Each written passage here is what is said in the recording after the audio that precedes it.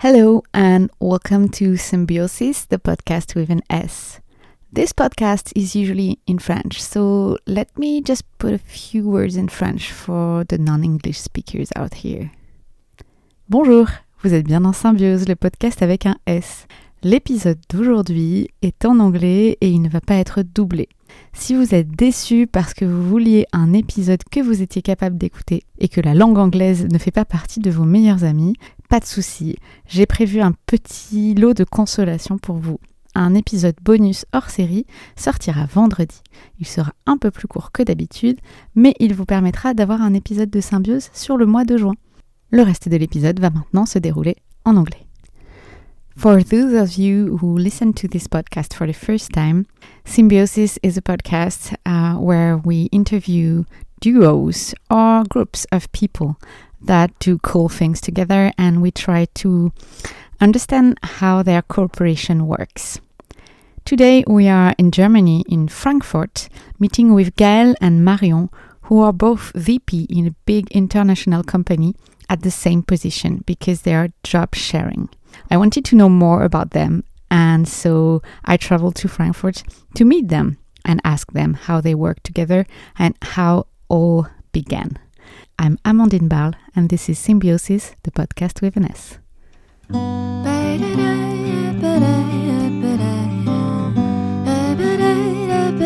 We immediately know when an email is coming in. Is it me answering or is it Gaëlle answering? Like, you don't have to talk about it. We don't have to talk about it. I read an email and I know, just wait 2 hours, I'm pretty sure she will answer. Okay. And it always helps.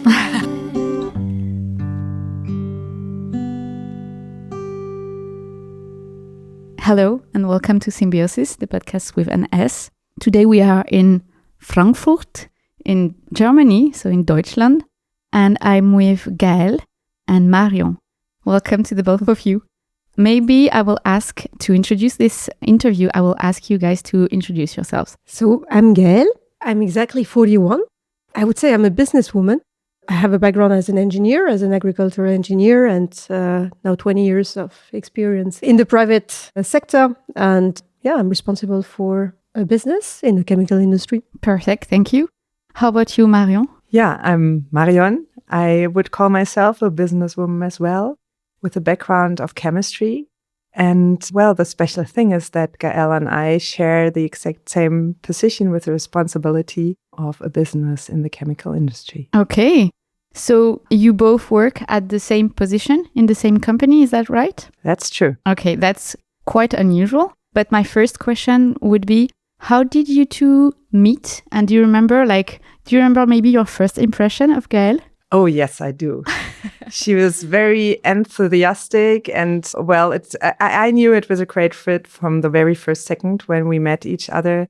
So actually, she was the one who introduced the idea of shared leadership to me. And from the very, very first moment, I was very impressed by that. And this was the reason why we got to know each other. And we have a lot of things in common, a vision for the way how we want to work together and a way how we want to really bring together our energy and our know-how to our job and at the same time be there for our family and not compromise on the education of children and of time that a good family culture needs. And with that wish, we were on one mind from a very first second we met. Wow, okay, impressive.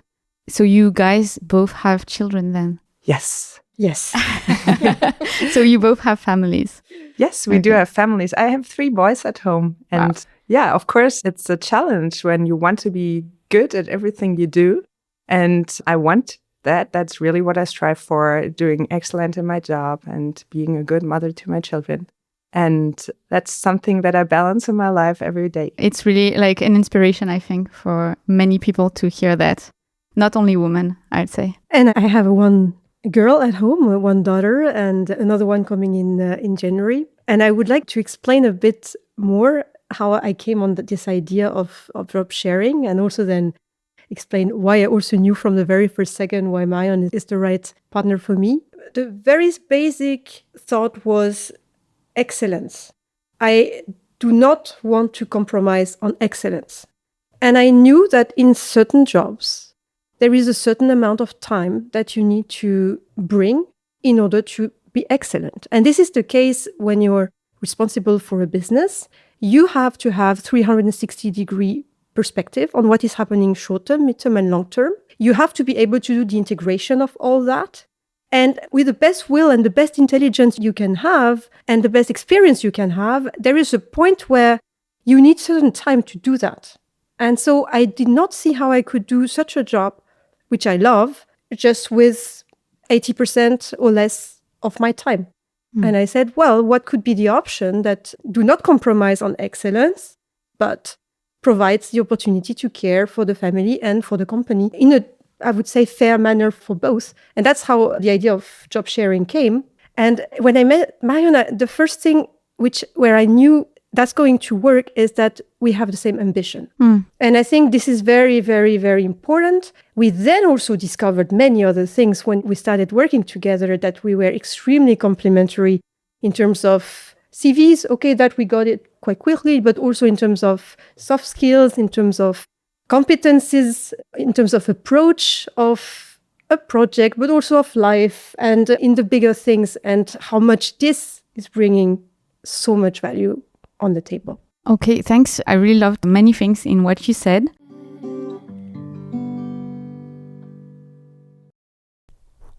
In every interview that we are doing with Symbioses, we try to choose one key element that explains how the duo works. And in this duo, I think the key element comes very quickly in the interview. It's the notion of excellence that Gaëlle just shared. Both Marion and Gaëlle want to achieve excellence and they strive for it. This is what allows them to have an excellent basis for their cooperation, because they both aligned to move forward on their intention and to reach the best potential they can.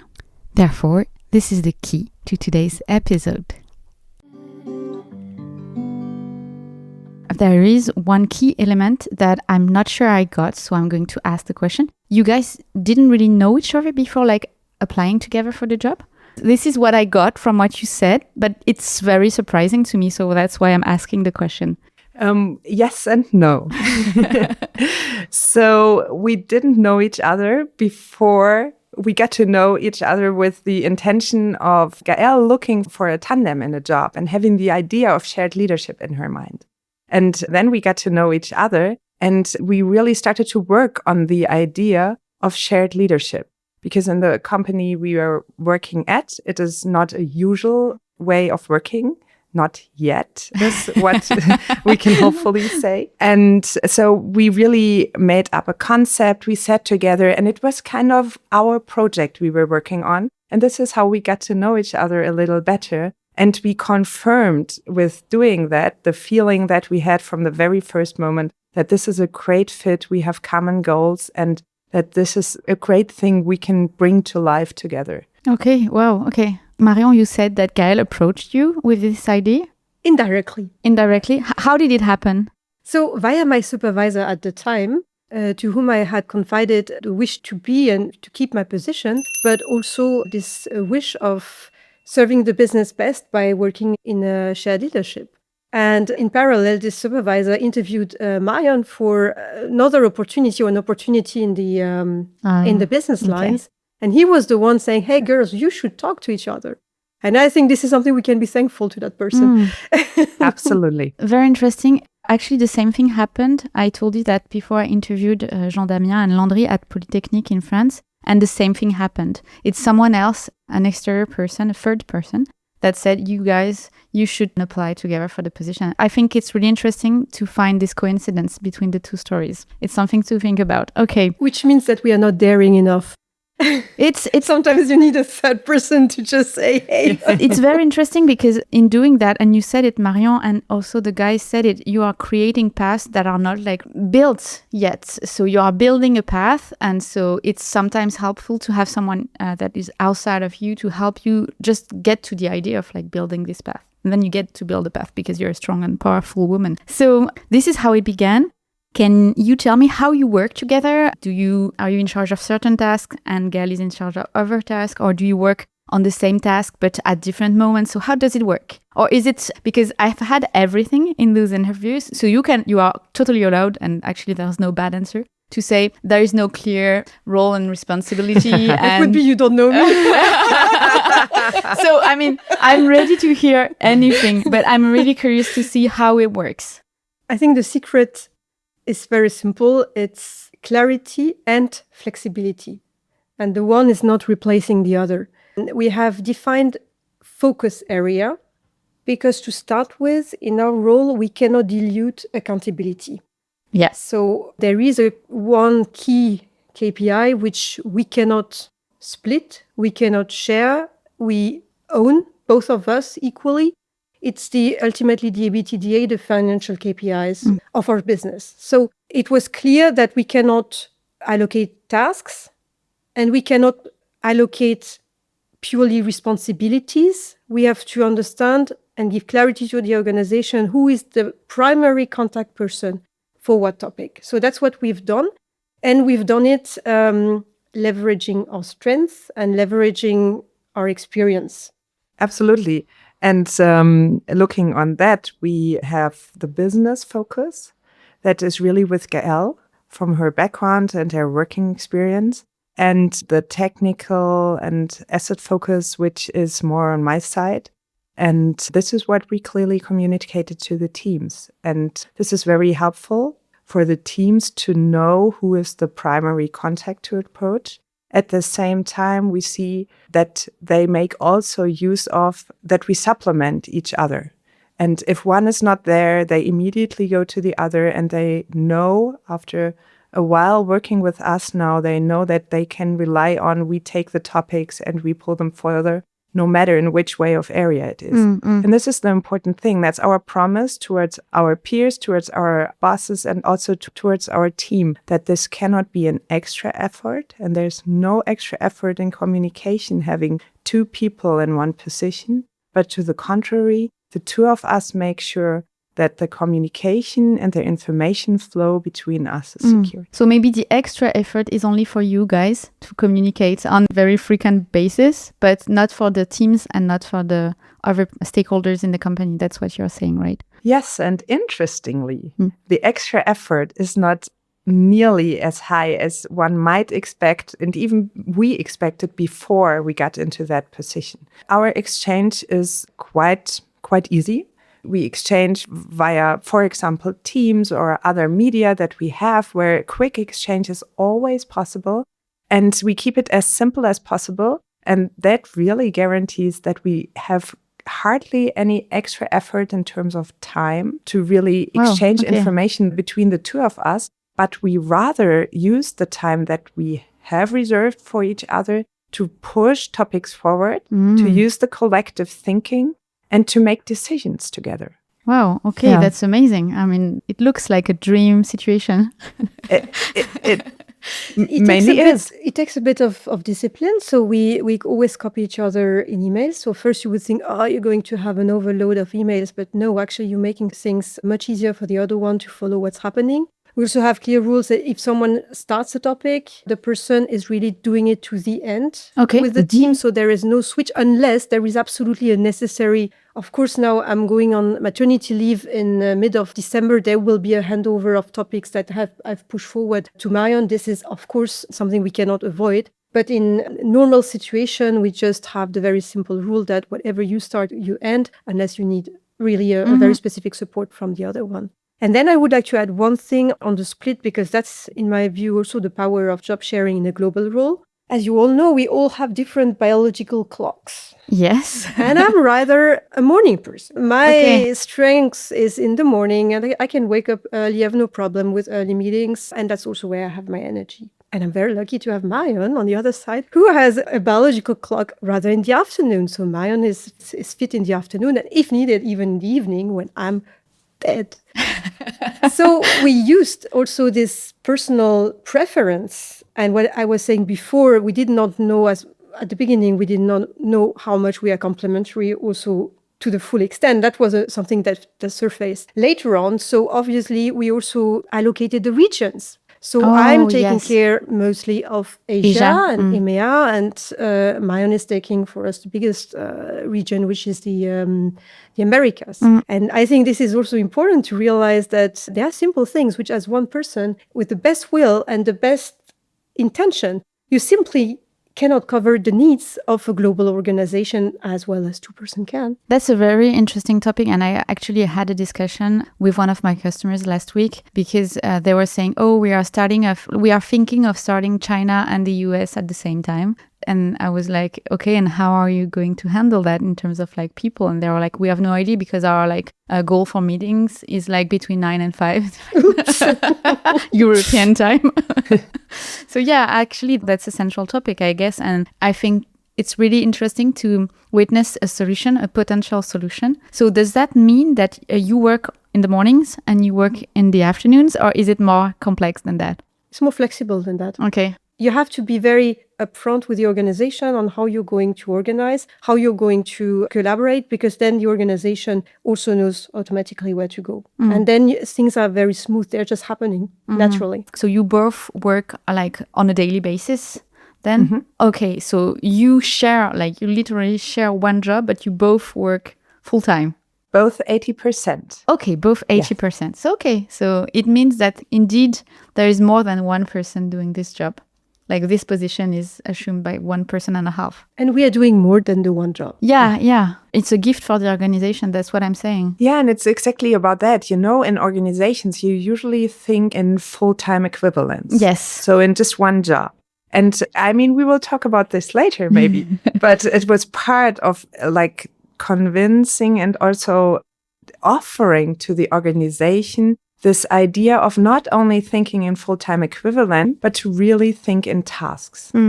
And in all organizations, there's a lot of tasks that usually cannot be addressed we all have enough on the table, you know? There's more tasks usually than FTE available. Exactly. Yeah. And this is something, if you offer more FTE than one as a tandem, that's a great offer to the organization to really prioritize other topics on top of that. And this is how we additionally have important projects on our desks, for example, to really fill in the time that we do offer and that we do bring in the job together. Okay. And the offer is really 360 degree for the organization. So in direction of the upper hierarchy is to say maybe you can even save costs and save an FTE if you, in our case, 1.6.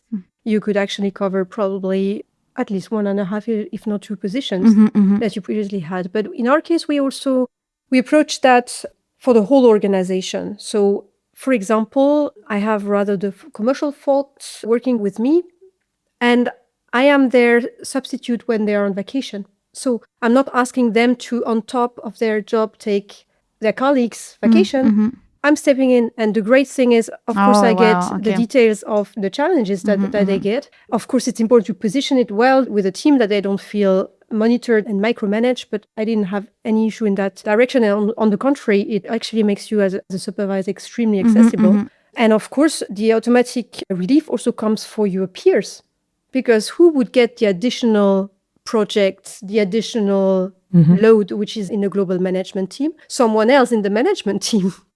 So having an extra FTE on the management team level also provides relief to the other member of the management team. So if you think it clever as a supervisor, it's actually a win-win-win. You're making your direct reports super happy. You're even making the reports one level down super happy. You also can release yourself of topics that you put yourself. Marion has, for example, a project where normally our boss would be the one attending the meetings and she's representing him. And I think this is really a relief, which is coming 360 degrees. I have one last question then in terms of organization, because you were saying when someone in my team, in our team, is away, then I can take over. So how are you guys going to manage the fact that you will be on maternity leave in that situation?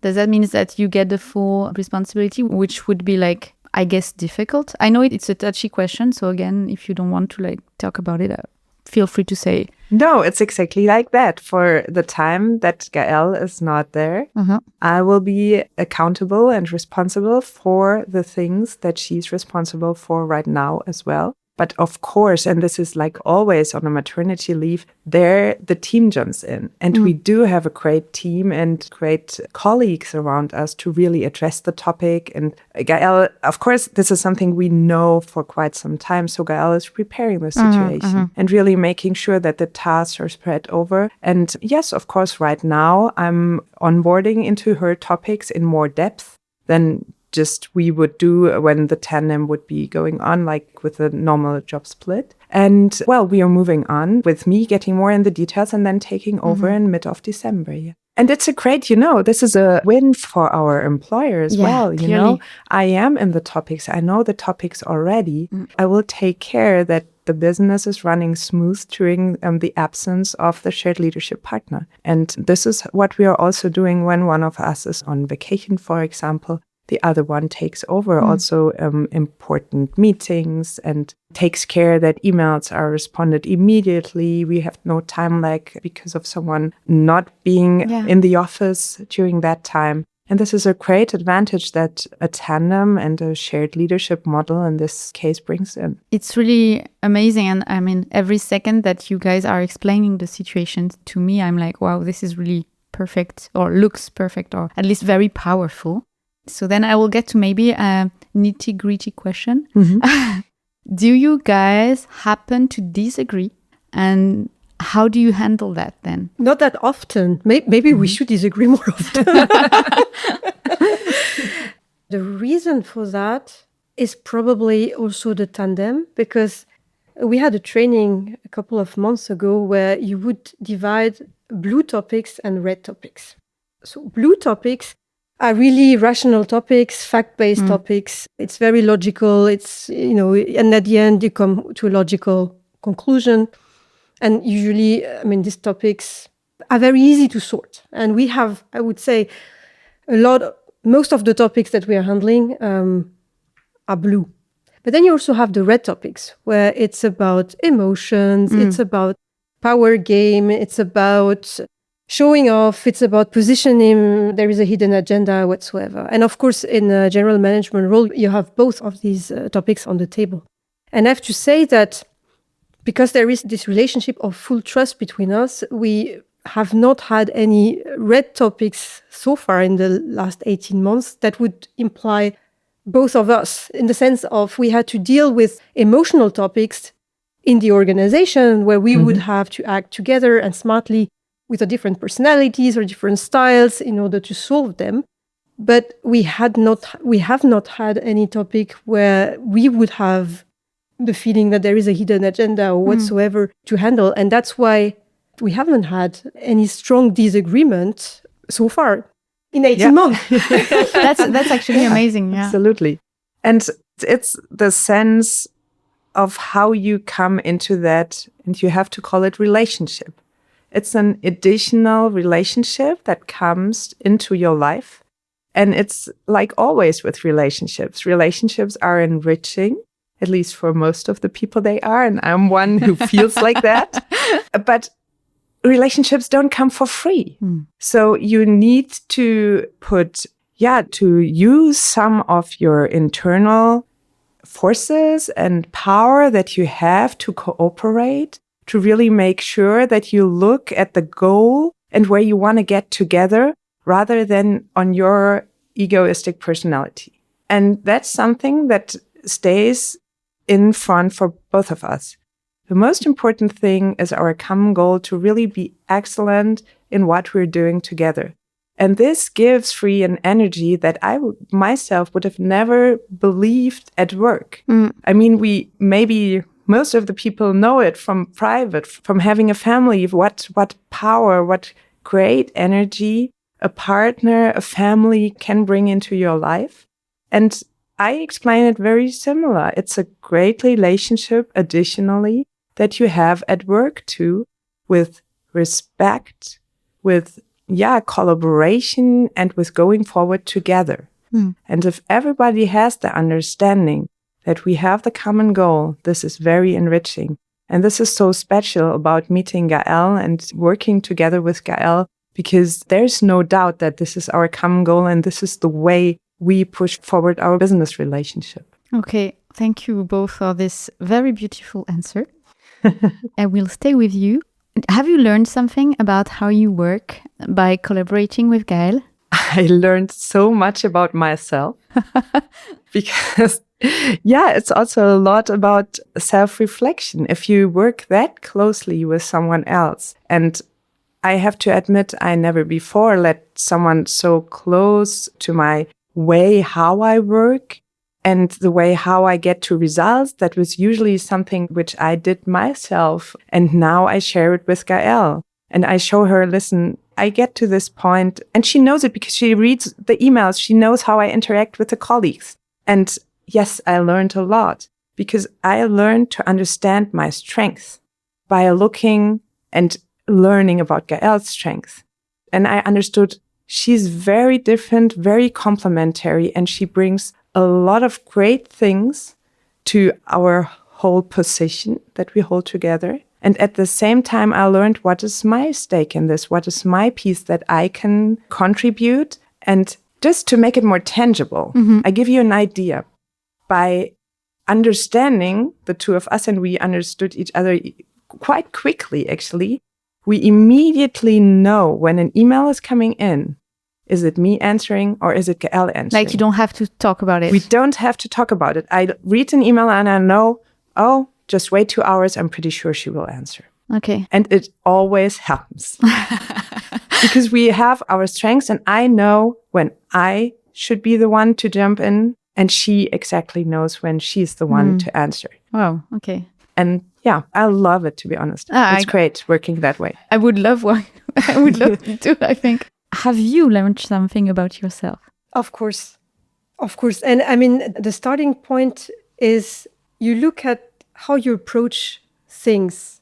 And Marion goes first for the big picture. She goes first for understanding the context, understanding who are the stakeholders, understanding how are we at the end going to make the decision happen. And I tend to be rather I would say, fact-based person, trying to understand the logic between the event, doing also the sequence of what would be the best for the organization, developing already thinking of solution, of who would be needed for the solution and who we need to engage. And there is no right or wrong in the approaches. They are extremely, both are very powerful. And they both have pros and cons. And if you can put both together, and of course that's not something for the day-to-day work that needs to be fast, and here is the first one seeing the email just does it. We should never be the bottleneck. But for big decisions, this is extremely helpful because you simply come to a better leadership of the organization because you have it all. You have an idea of where the solution room could be, but you also have already an understanding of the process on how we are going to make that decision happen and the implementation follow the decision. So it looks like a powerhouse to me.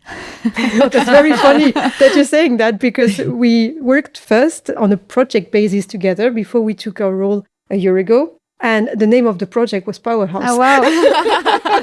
So accurate. Okay. I would like to add one thing because I think it's very important. As a tandem, you're also less vulnerable. Less vulnerable to your own emotions. Give you a concrete example.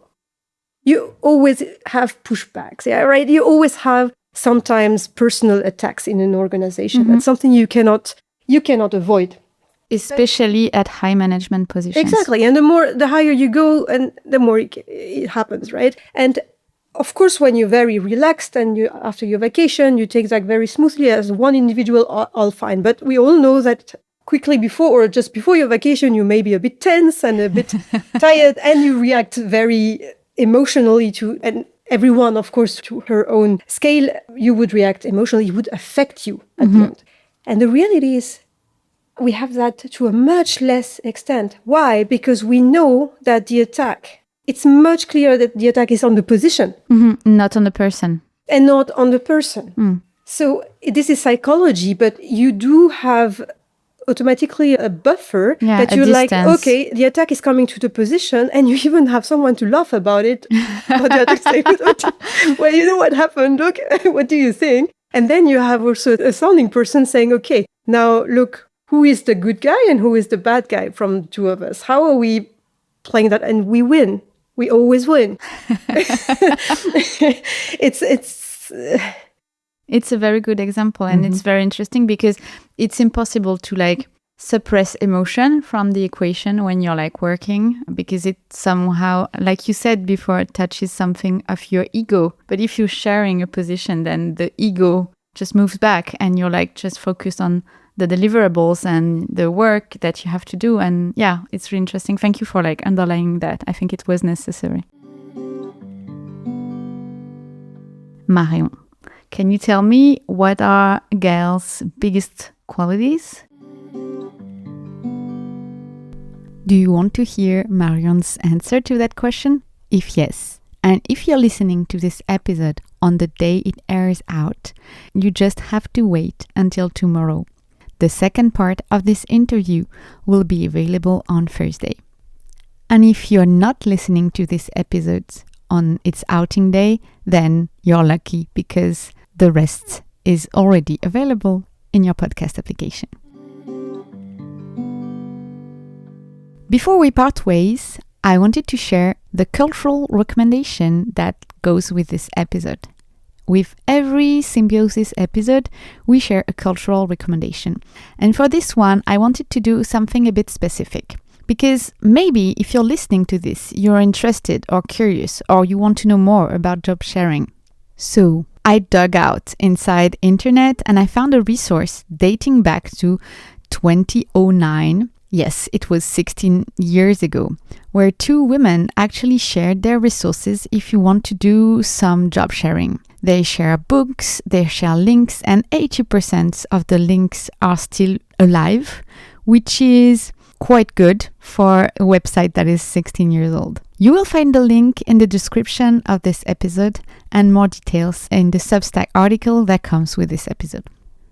Symbioses is a French auto-produced and free podcast where you will find absolutely no advertisement and no sponsorship, except for the one from the auditors who want to support the podcast. If you want to support the podcast, the first thing that you can do is put some likes, stars, or comments in your podcast listening application. You can also share the podcast with people that you think would be interested in this episode.